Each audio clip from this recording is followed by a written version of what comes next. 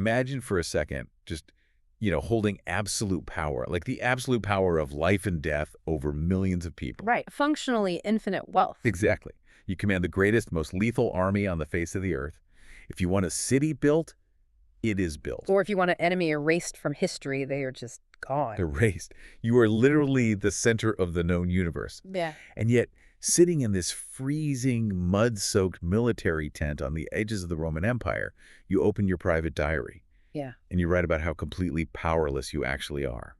2,000 years ago, the most powerful man in the world realized that his empire meant absolutely nothing if he couldn't conquer the space between his own ears. It is just one of the most striking paradoxes in human history, I think. We're talking about an emperor dealing with the Antonine Plague, which, decimated his population. As devastated. Truly. He's facing endless, brutal wars on the frontier, dealing with the betrayal of his closest generals, and his private writings aren't filled with complaints about his enemies. No, they're not. They are filled with these desperate, urgent instructions to himself on how to manage his own mind. Well, welcome to this deep dive. Today, we have a truly remarkable stack of source material on the table.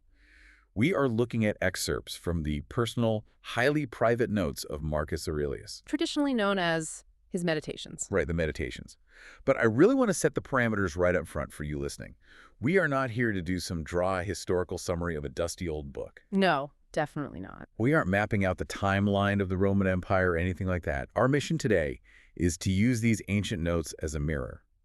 We're going to extract the deeper ideas about self-control, discipline, focus, and inner peace.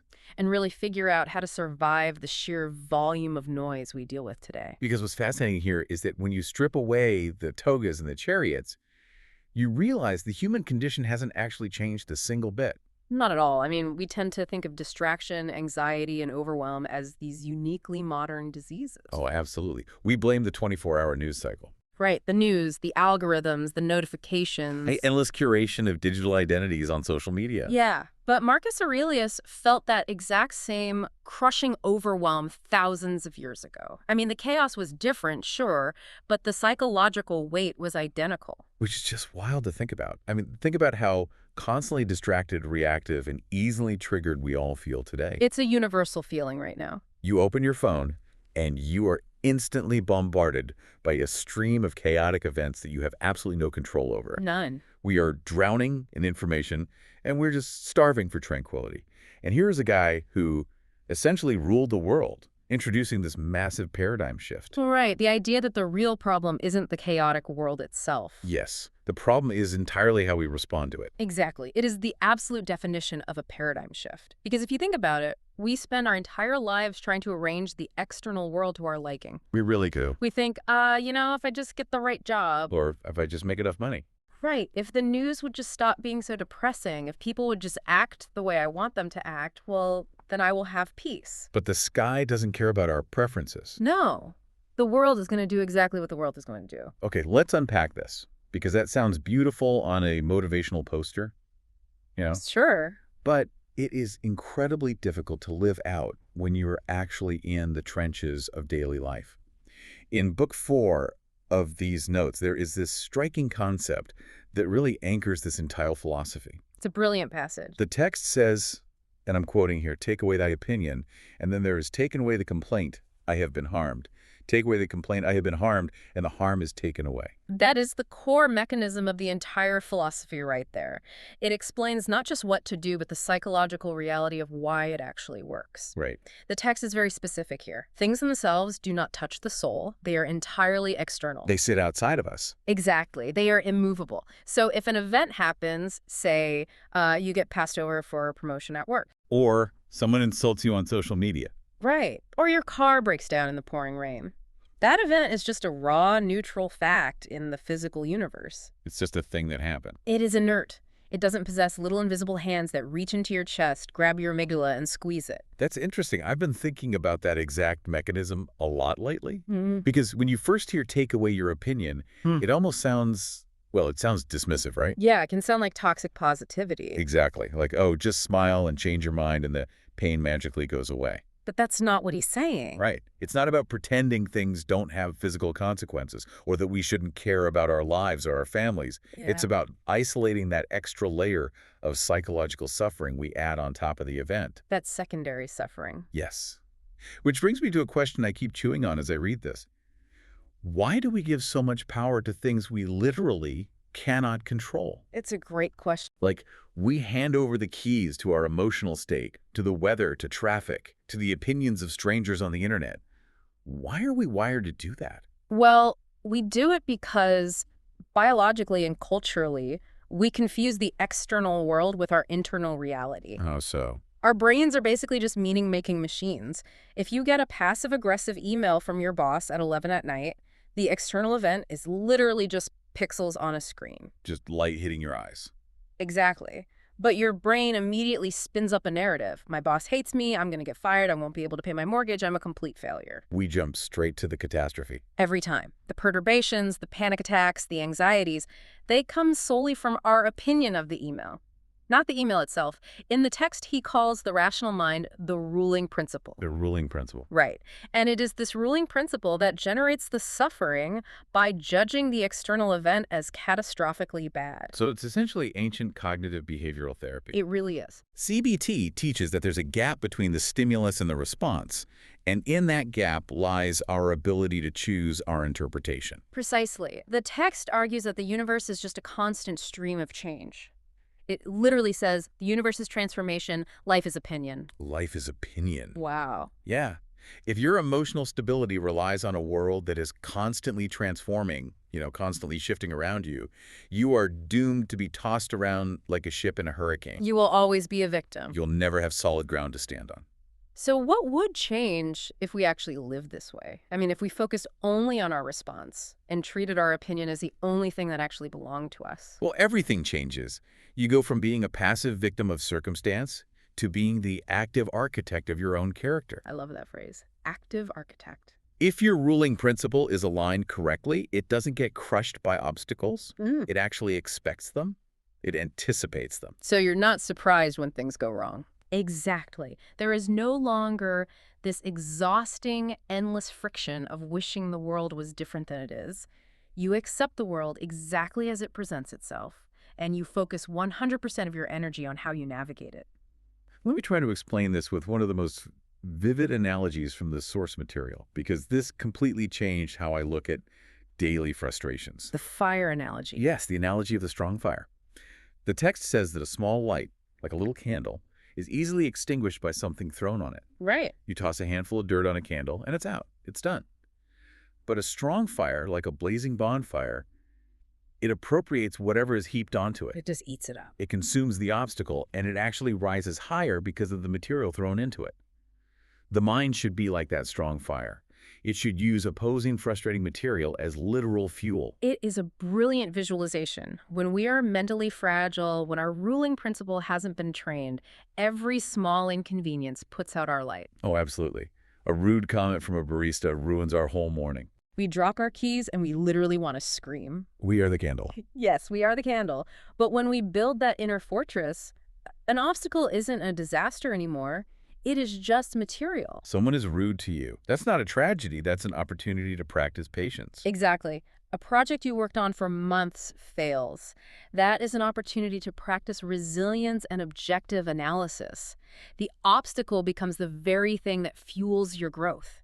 You burn hotter and brighter because of the dirt that was thrown on you. I just love the mechanics of that. The idea that things themselves touch not the soul. Yeah. Conceptualizing the mind as a furnace that eats obstacles is incredibly empowering. It shifts your entire posture towards life. It makes you want to take on the world. But, and here's where I have to push back a little on this ancient wisdom, because I try to apply this myself. Okay, let's hear it. It sounds amazing in theory. You're reading this book on a Sunday morning with a cup of coffee, feeling like a warrior. But how do we actually stoke that fire when we just feel completely exhausted? Because I don't know about you, but when my alarm goes off at 6 in the morning on a Tuesday and it's freezing cold and my inbox is already overflowing, Right. I do not feel like a roaring bonfire ready to consume the world's obstacles. I feel like a very small, very tired candle. And that brings us to what might be the most deeply human totally relatable section of these entire notes. It really is. It's the raw, daily struggle for discipline.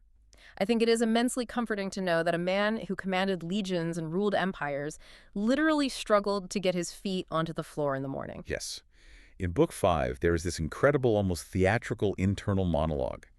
He explicitly writes out his own struggle with waking up. He does. He's lying there, rising unwillingly, and he admits to himself that he wants to stay in the warm bedclothes because, quote, it's more pleasant. Which is just universally human. So universally human. We've all had that exact conversation with our alarm clock. It really is. But notice the process he uses.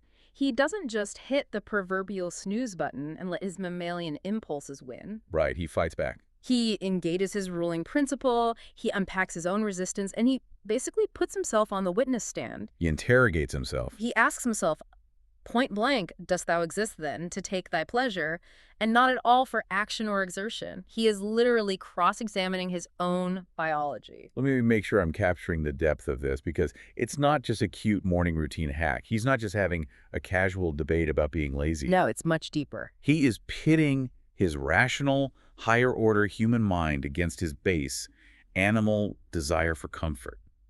He knows what he should do, but the physical gravity of the warm bed is actively pulling him down. And his counter-argument to that gravity is to zoom out and look at nature. Right. He says, look at the little plants, the birds, the ants, the spiders, the bees. They are all working together to put their small part of the universe in order. Exactly. And we really need to clarify what he means by nature here, because it's a huge concept in this philosophy. Yeah, let's dive into that. When a Stoic talks about nature, they aren't just talking about, going for a hike in the woods or looking at a pretty sunset. They aren't talking about Mother Nature. Right. They are talking about the logos, the rational, interconnected web that binds every living thing in the universe together. The underlying logic of reality. Yes. Every creature has a specific function in that cosmic web. So doing our work, fulfilling our roles, is not some kind of cosmic punishment inflicted on us. It's not a burden.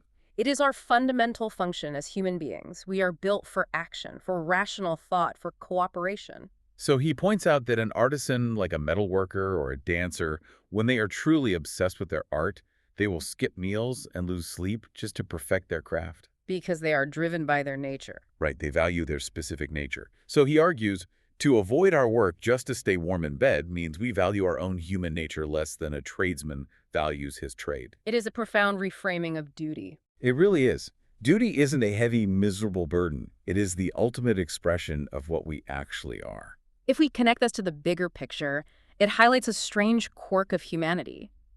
We are the only species on Earth that has to constantly talk ourselves into being what we are. That is such a fascinating way to put it. I mean, a bee doesn't wake up in the hive and think, you know what, I am feeling a little burnt out on the whole pollen thing today. I need mental health day. Right. I think I'm just going to practice some self-care and manifest some honey. The bee just does the work of a bee. Because it's a bee. But humans have this incredibly complex, rational mind that can ironically trick us into thinking comfort and avoidance are our ultimate purposes. Which is why building that inner strength requires such intense daily vigilance against the things that distract us. Because our minds will look for any excuse to avoid the hard work of being human. Always. And one of the biggest distractions he identifies, which is shockingly, almost uncomfortably relevant to us today, is the intake of useless information. Yes. In Book 2, he issues this blunt command to himself. He says, cast away the thirst after books and no longer distract thyself. It's so direct. Now, obviously, historically, books were rare and valuable. But in his context, and certainly in ours, books represents the endless consumption of external data. Oh, man. When I first read that Cast Away the Thirst After Books line, as someone who literally hosts a show dissecting information, I felt a little attacked. I think we all do. But you're right. He's not telling people to be uneducated or ignorant. In our context, this is about the endless doom scrolling. The information overload. It's the 12 open tabs, Yeah. the 4 different podcasts we listen to on 1.5 speed, the articles, the hot takes on Twitter. The endless feeds. It's this constant intake of data that makes us feel like we are being productive and engaged, but actually just scatters our focus into a million tiny pieces. That is the psychological trap. We use information gathering as a sophisticated form of procrastination. We think if we just read one more article on productivity, or get one more expert opinion, or check the news feed one more time to see what's happening in the world, will finally be prepared to act. But we never are. We just keep reading. But he's saying that your time is strictly limited, and this constant thirst for external input is pulling you away from the only thing that actually matters. Which is what? Doing the hard work of clearing the clouds from your own mind, you have to stop wandering. He even targets the physical places we wander to, which I found fascinating. Yeah. He talks about how people seek retreats in the country or at the beach or in the mountains. They all do this. We do. We think, if I could just take a vacation, if I could just get out of this apartment, get away from this city, and go to a cabin in the woods, I would finally have some peace. But he completely demolishes that fantasy. Because you pack your mind in your suitcase. Exactly. If your mind is chaotic, sitting on a pristine white sand beach won't fix it. You will just be anxious on a beach. You'll just find something new to worry about. The sand is too hot, the water is too cold. Right. The text states that the ultimate quietest retreat is into one's own soul. He writes, "Nowhere either with more quiet or more freedom from trouble does a man retire than into his own soul." It's beautiful. Tranquility isn't a geographical location. It is the good ordering of the mind.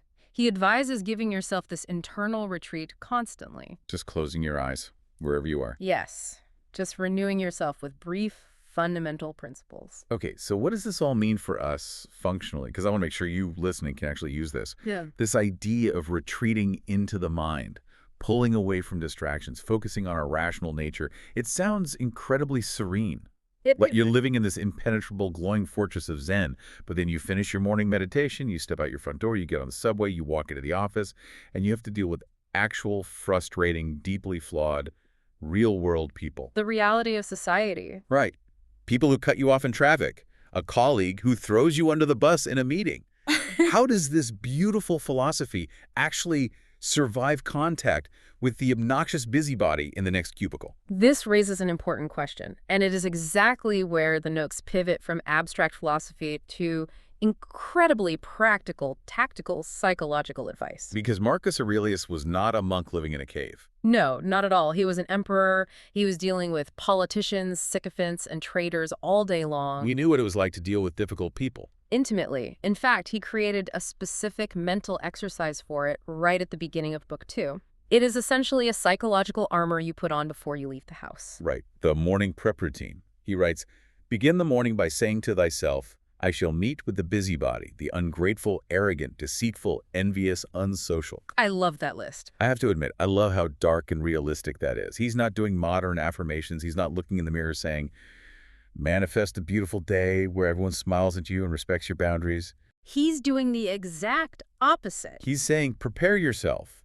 because today you are absolutely going to interact with some monumental jerks. But the brilliance is in the psychological mechanism behind it. Why does expecting the busybody work? Why does it? Because biologically, the emotion of anger is heavily triggered by violated expectations. Violated expectations. Think about it. If you expect a perfectly smooth commute and you hit dead-stop traffic, your amygdala fires up, your cortisol spikes, and you experience rage. You feel wronged. Exactly. You feel like the universe owes you a clear road. But if you plan for the traffic, if you tell yourself before you get in the car, hey, there will be gridlock today, you neutralize the biological shock. You don't get angry at the traffic because you expected it to be there. Right. He is applying that exact same logic to human behavior. If you expect people to be flawed and selfish, you aren't surprised or injured when they act exactly as you predicted. And then he explains why they act this way, which I think shifts it from cynicism to compassion. Yes, that's a crucial step. He says they do these things out of their ignorance of what is good and evil. They are morally blind. If a visually impaired person bumped into you on the sidewalk, you wouldn't scream at them and feel personally attacked. No, of course not. You'd realize they simply couldn't see you. He is arguing that people who lie, cheat, and act arrogantly are spiritually and morally blind. They have lost sight of their own rational nature. And he takes it a step further to remind himself of his connection to them. He notes that these frustrating people are actually his kin. Like family. Not just blood relatives, but beings sharing the same human intelligence, the same divine spark, that logos we talked about earlier.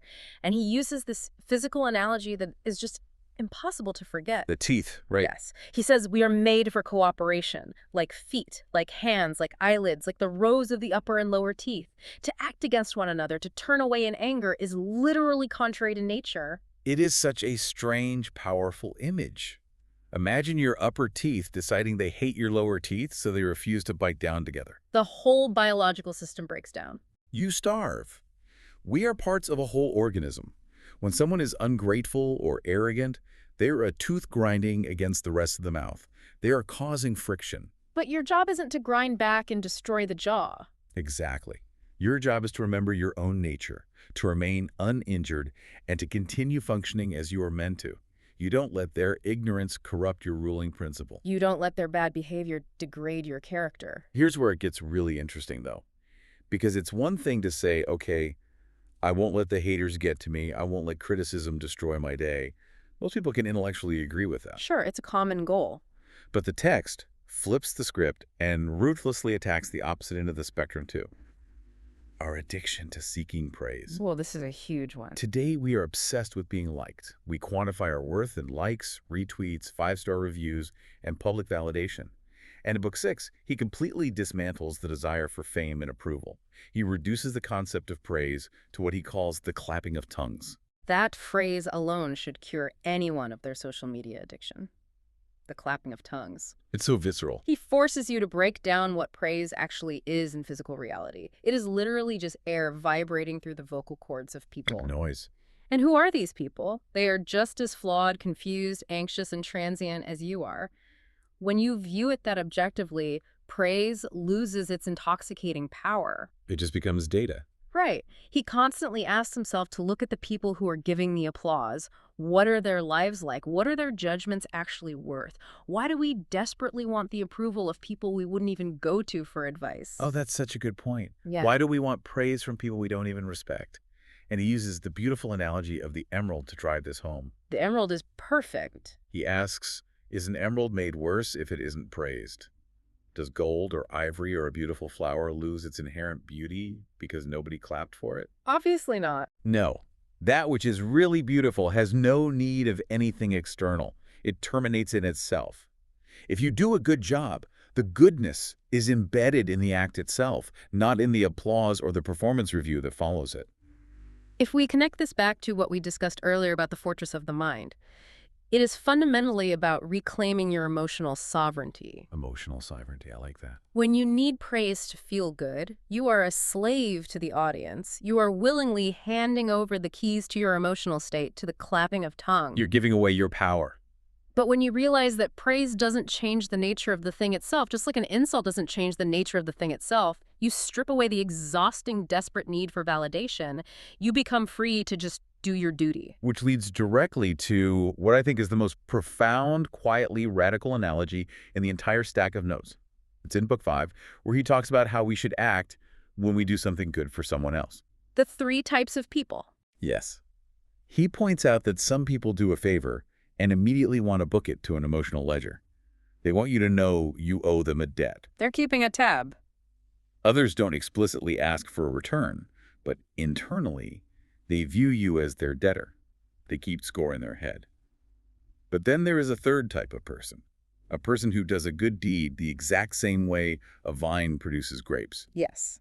The vine produces grapes, and it seeks absolutely nothing more after it has produced its proper fruit. It just makes the food. It doesn't demand applause from the farmer. It doesn't ask the other vines to acknowledge its contribution. It just produces the grapes and then goes on to produce again the next season. He compares it to a horse that has run its race, or a dog that has tracked the game, or a bee that has made honey. A person who has done a good act doesn't call out for others to come and see. They simply go on to the next act. It's the ultimate humility. Now, I have to jump in here and genuinely push back on this because I can hear the modern listener objecting right now. I think I know where you're going with this. Wait a minute. In a modern corporate world, or just in life generally, if I do a massive project at work and I act like a quiet little vine and my boss steals the credit, am I just supposed to smile and say nothing? That's the classic critique of Stoicism. Because that sounds like a recipe for getting completely walked all over. Yeah. How is this vine producing grapes mindset not just advocating for passive submission and letting people take advantage of you. That is the exact tension, and it's a vital distinction to make. Stoicism is not about being a doormat. Right. Remember, Marcus Aurelius was an emperor. He managed generals, budgets, policies. He wasn't passive. He commanded armies. The distinction lies in your internal attachment to the outcome. Okay, break that down. You can and should advocate for your career, ensure your team gets recognized, and correct a boss who steals credit, because that is the just and rational thing to do for the health of the organization. Because it's justice. Yes. But, and this is the key, your soul does not depend on getting the credit. Okay, let me try to explain this to make sure I have it. You're saying I can send the email saying, hey, just to clarify, my team drove this initiative. Yeah. But if the boss still ignores it, I don't spiral into a depression. Exactly. I don't lose sleep because the actual value was in the work I did, not the gold star I wanted on my forehead. Precisely. You act with justice and courage in the external world, but your internal tranquility remains untouched by the result. The vine doesn't stop producing grapes just because the farmer forgot to say thank you. It keeps being a vine. You do the right thing simply because it is the right thing to do, because it is your rational nature, and then you move on. That is incredibly freeing. When you detach your self-worth from the external validation, you are completely liberated. You are no longer performing your life for an audience. You are simply living it.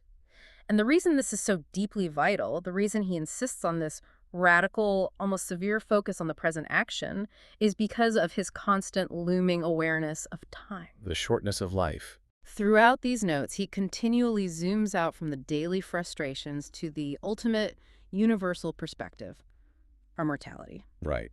Which brings us to the closing synthesis of all of this. Right. Whether it's dealing with a frustrating, credit-stealing coworker, battling your own biology to wake up early when you want to stay in bed, or facing a chaotic digital news cycle that makes you want to panic.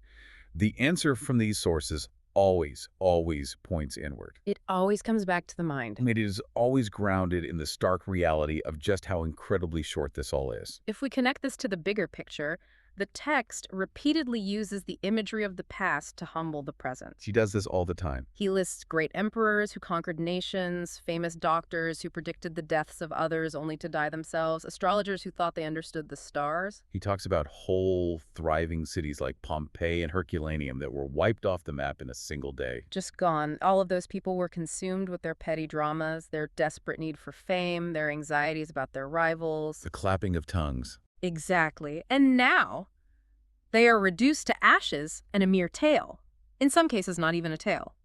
Complete oblivion buries them. Now, we have to be careful here, because this isn't meant to be depressing or nihilistic. No, not at all. It is meant to be the ultimate pressure release valve. It is meant to free us. It shrinks our problems down to their actual size. If it all fades, if the clapping of tongues is inevitably going to be silenced by the passage of time, then the only thing that actually matters, the only thing that possesses true weight, is having a just mind right now. Exactly. He literally writes, "What then is that about which we ought to employ our serious pains? This one thing, thoughts just, and acts social, and words which never lie, and a disposition which gladly accepts all that happens." That is beautiful. That's it. That is the entire philosophical project in one sentence. And this brings us to a really beautiful culminating concept in the text, the inner demon mentioned in Book 3. The demon. The Stoics believed this was the divine spark, the piece of the universal logos, the highest ruling principle embedded within you. Your core rational self. Your job isn't to fix the entire universe. Your job isn't to control the weather or fix traffic or force people to like you. Your job is to keep that inner demon pure, untainted by the passions of anger or greed, free from hypocrisy, and perfectly reconciled to whatever fate assigns to you. It is the ultimate taking of responsibility. You stop blaming the storm and you start tending to the fire inside. Which leaves us with a final provocative thought to mull over today. Think about all the things you consider to be your job right now. The things that stress you out. The things that keep you up at night. Your career trajectory, your social standing, managing your image online, stressing over the chaotic world events you read about on your phone. All the external noise. What if absolutely none of that is your actual job? What if your only true, permanent job in this life, your one sacred, non-negotiable duty, is simply to guard that inner demon? Just protecting that inner space. To keep your own mind pure, untainted by bitterness, regardless what the weather app says or what the busybody in the office does.